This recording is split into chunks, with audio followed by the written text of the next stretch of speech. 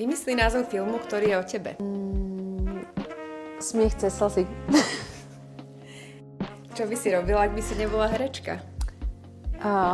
Chcela by som byť tanečnička, ale neviem, čo by som na to mala, ale chcela by som byť tanečnička. Máš nejaké guilty pleasures, napríklad jedlo alebo seriál? Hej, pozerám Rúžu pre nevestu a... a iba pozerám Rúžu pre nevestu. A sladkosti. Existuje niečo, čo by si prijala vedieť na začiatku svojej hereckej kariéry? Že nadhľad je to najdôležitejšie.